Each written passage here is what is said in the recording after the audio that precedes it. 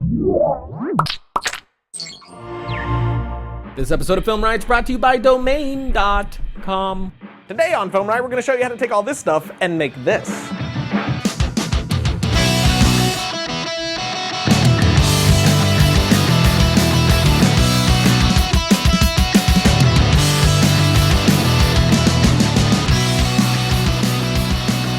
Welcome to Film Riot, the show that takes the mystery out of the effects and techniques going to some of your favorite Hollywood films. I'm your host, Ryan Conley, and last week we built a shoulder rig due to all of you guys requesting it, and I was really surprised to see how effective this thing ended up being because it was super cheap. We built it for under $20 and it was made out of PVC, super easy to make out of one piece of PVC basically. But I was really excited with how well this thing works. But a lot of people online were complaining that it looked kind of crappy, and I agree, but that's only because we didn't finish it off with our paint job.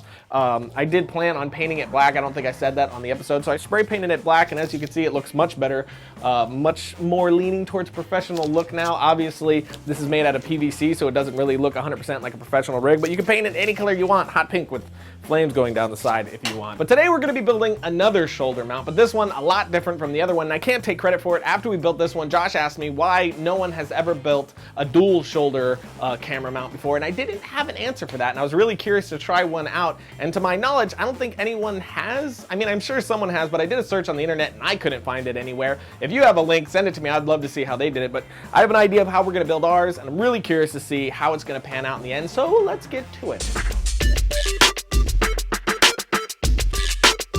Now before we get started, the one thing I want to point out is that this time I'm not using the hacksaw. Instead, I'm using PVC cutters. It's been a while since I've done work like this, and I totally forgot about these beauties until one of you pointed it out online, so thank you for the tip. But now, here is what you're going to need for the build. One PVC cutter, 4 3/4-inch PVC elbows, 2 3/4-inch PVC couplings, 4 3/4-inch PVC T-joints, 2 3/4-inch PVC 90-degree angles, a cover plate, 2 3-pound dumbbell weights, black spray paint, 3/4-inch PVC piping, all-purpose cement, tape measurer, Armacell, 632 machine screws, and 632 machine nuts, drill bit, a drill, and a heat gun.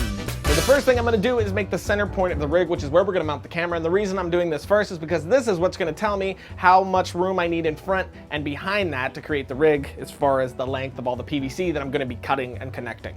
So I'm going to take the cover plate and put it here as a guide to build my center point for the camera. And once I have all these T-joints in place, I can then start cutting the PVC to size to fit what I need. Once I have the first piece cut, I'll line it up and make my mark to make sure I'm cutting the second piece the same exact length. Now with my length pieces cut, I'll add my glue and then attach those to the T-joints.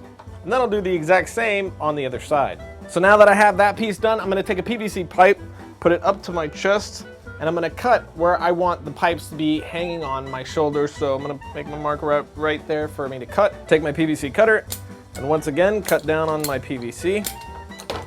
So now that we have our length piece cut, before I glue anything together, just to make sure I have the exact size that I need, since this is very important, I'm going to connect these two pieces together to the T-joints and two of my other pieces of PVC and connect those to make sure that this is going to sit on my shoulder exactly how I want. And that's perfect, actually. But now I know that this is the size I want. I'm once again going to use it to measure my next piece so the sizes are perfect.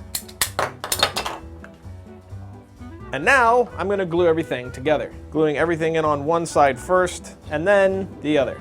And there we have our center piece, which is where we're going to mount our camera, and we're going to do that like we did with the last one with a cover plate right to here. So now it's time to make our marks and do the annoying metal drilling task. And once again, I'm using the 532 drill bit to make sure it matches up to my screws and nuts. Now with all my holes drilled, I'm going to use a tape measure to make sure my cover plate is dead center on my mount.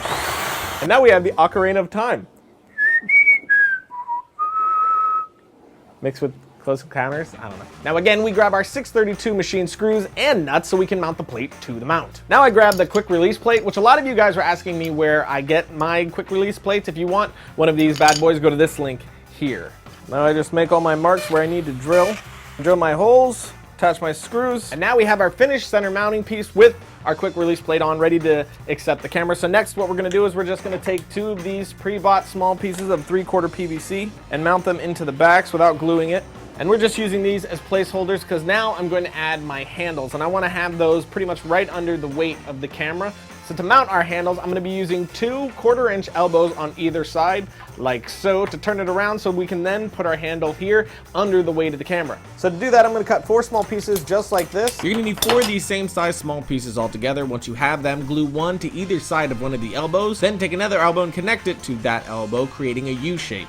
Then do this again. So now we got our 2 3/4-inch elbows in, turning us around, and now I'm going to use a 90-degree 3/4-inch PVC to hook on to actually be the handle that we're going to hold, putting us right underneath the weight of the camera. So far, here's what we have. Our camera's going to mount up here. We have our handles, but now I want to add some counterweight to the back so this can be evened out a bit more, especially when we get our camera out. This is going to constantly want to be pulling down, which is going to make for some shaky shots. So I'm going to figure out a way to add some weights to the back so that everything can get a little more level. To do that, I'm going to extend the back by adding a coupling to both sides.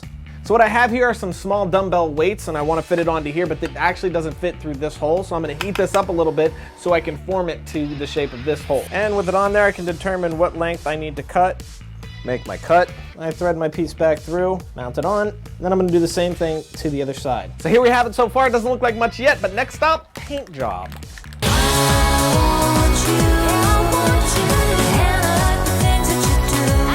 So if you look down here, you'll now see that we have our paint job done and it's dried. So now, like last time, it's time to add the comfort. This time I'm using Armacell instead of Thermacell. The difference is it's already open and it has the adhesive already on it, so I just have to rip this off and it'll stick right to itself, which will make it a little bit easier. Sweet Southern comfort, Nashville, Tennessee. So our very last step is to mount our weights to the back and secure them so they don't fall off while we're operating. And to do that, I'm going to drill a small hole and then place a screw through. As you see, I have a nut on the top already, so this will stop it, and this will be the stopper for the weight so it doesn't fall off. So with the weights on the back, I can actually let go and the thing is perfectly leveled on my shoulders. If I go any forward, obviously not, but if I put 2 5-pounds instead of the 3 pounds on there, I can bring it out as far as I want and it'll be nice and level, and I'll be able to get almost jib-like shots. So I'm really excited to try it out. So I'm not gonna talk anymore. I'm gonna go try this thing out. The guys over at Domain.com wrote us the following email. Dear Film Riot, that's us. How'd you get so awesome? We're loving the ads with Emily and are wondering if maybe Bruno could star in the next one. Anyway, your fans have been showing us the love using the Film Riot coupon code like crazy. So we're gonna continue hooking them up, whether it's to register a new domain name or score some new web hosting. Our easy process makes it simple to set up your new website. Remind your fans that using the Film Riot coupon code will take an extra 15% off at checkout. Enjoy Domain.com. Wow, I'm speechless. When you think domain names, think Domain.com. Logo.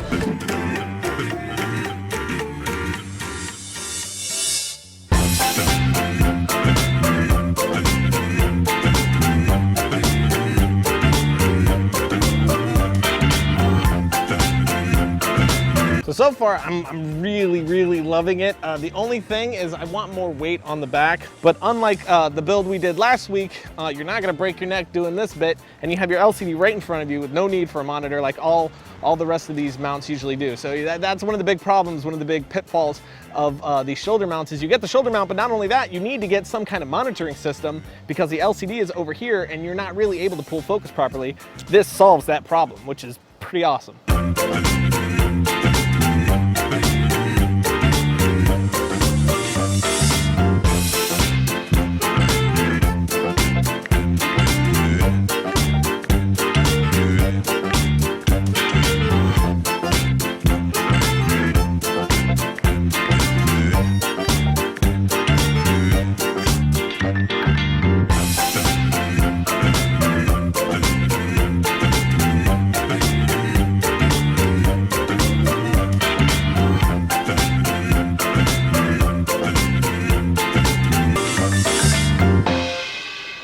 Logo. So there you go, another week, another DIY build, and another shoulder rig build to boot. And I'm really happy with how this turned out, how it looks and how it feels, and even how it operates. I think I might like it better than last week's build. I think I'm gonna go ahead and say I like it a lot better than last week's bid. It's, especially with the counterweight in the back. This is just this is great. And since it was Joshua's idea, I figure, hey, since I don't know, somebody has probably done this before, but not to my knowledge, so we need a name for it. So Josh, what are we gonna call it? It looks like you're shooting a machine gun. Okay. So the 50 cal. The 50 cal, I like it. All right, so this is the Film Riot 50 cal. So go to Home Depot or your local hardware store, spend about 35 bucks and build yourself a Film Riot 50 cal. And if you do, send us some pictures. I'd love to see how you guys look, if you did the hot pink thing with the flames on the side. And if you have any ideas for future DIY builds for us, you can shoot me that over on Twitter, twitter.com/Ryan_Conley, or on my Facebook page. But that's it. I'll see you guys next time when we skydive to catch a car, and then we ride in the car all the way down. It explodes. But then later in life, we become crazy, and even our own family doesn't want to talk to us.